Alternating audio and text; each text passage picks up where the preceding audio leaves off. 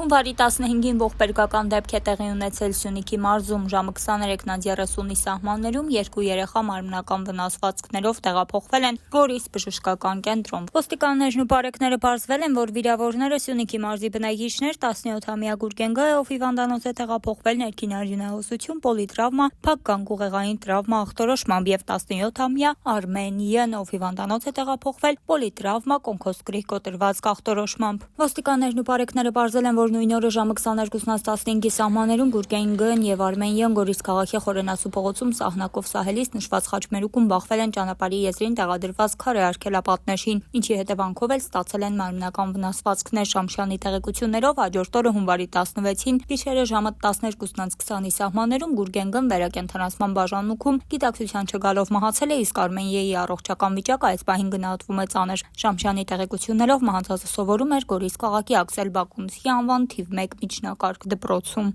Բաժանորդագրվեք մեր ալիքին։